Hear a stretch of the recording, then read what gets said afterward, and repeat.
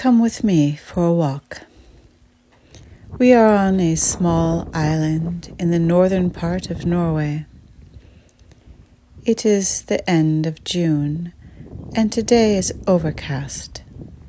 And through all these harmonious shades of gray, the sun above is shining to illuminate the landscape. The plants and flowers are growing like in no other season. They grow so fast and so hardy that the introduction of solar-powered automatic lawnmowers is a popular choice among the inhabitants here. It's ironic that I have such a rapport with this island. In fact, when I cross this bridge as I return from the local supermarket where we are going on this walk, as my foot steps off the bridge, I will feel a sense of homecoming and relief. 3 years ago, I would never have suspected such emotion in me for a place I'd only heard about.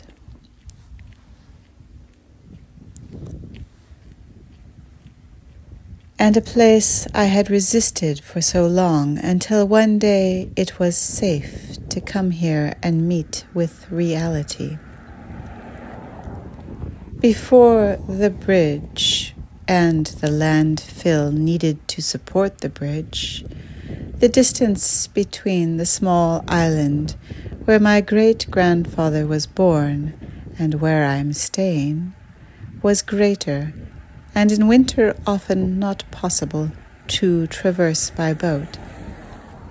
The island, in those times, was cut off from the neighboring island, and the following neighboring island, and cut off from the mainland.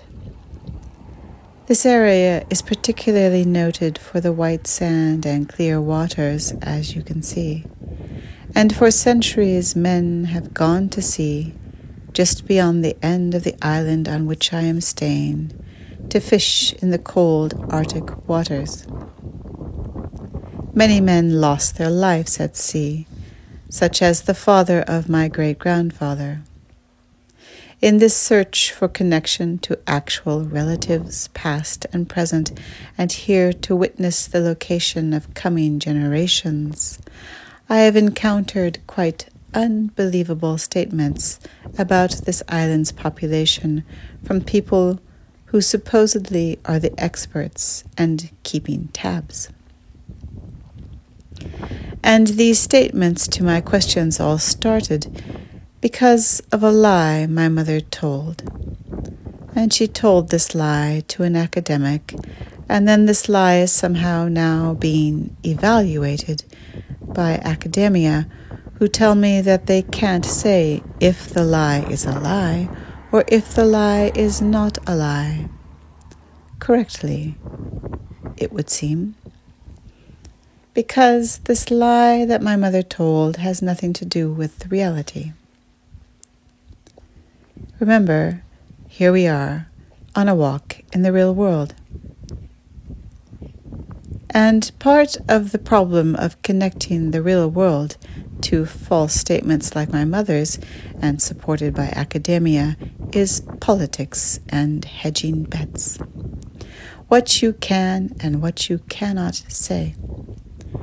It's delicate and often ludicrous, as if noted traditions of 200 years are not valid because, and this is my imagination at work here, it could be that secretly in the basements at night, with blackout curtains protecting people from the shame, people on this island bring out their real identities, denied to them for so long that they can at last call themselves part of a different nation. But why this idea? Because there are truth and reconciliation councils set up across Scandinavia to continue work on healing the damage done by history and racism and promote progress to treat citizens of different Nordic nations as equals. And rightly so. But then, who exactly has been concealing their traditions and where? My family here on this island? Unlikely. Although it is recognized that outside or non-island members of the family often came from different traditions. What about my own identity? Who am I? As an American, I am a typical mix of nations and cultures. Would I call myself Norwegian? No. As per the 1/4 of my DNA, would I call myself Norwegian American? No. Growing up, I had no reference or exposure to Norwegian culture or language. What I did do was leave America for France when I was 21. Thanks to an excellent French teacher, I spoke French well when I arrived. By the time I left, 4 years later, I spoke with hardly an accent. French people might have thought I had some vague family connection to France, but they would have been wrong, and no one would have called me French, even though I had thoroughly integrated myself into French life.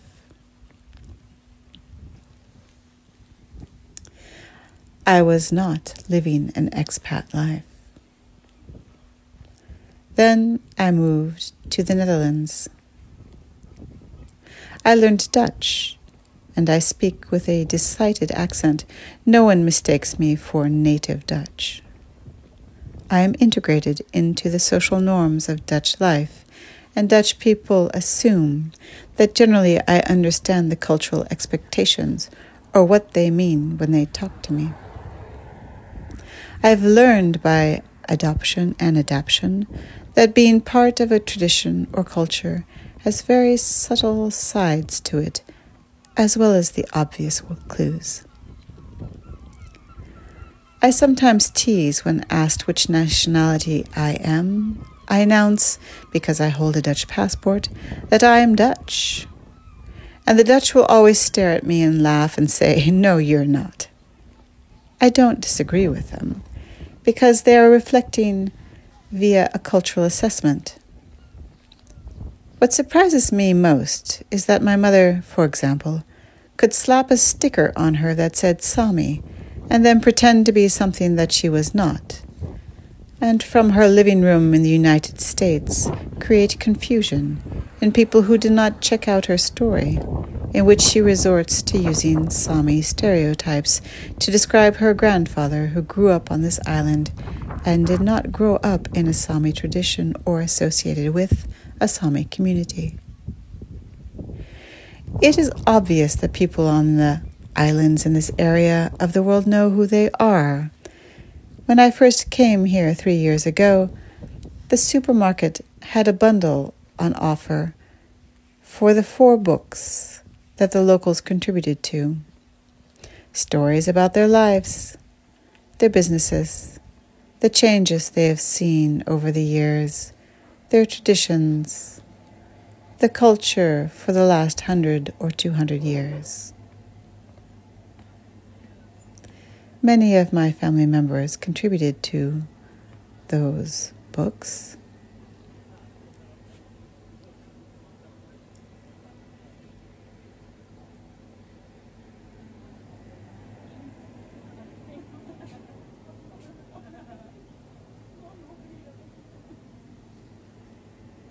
You can still buy them at the local supermarket.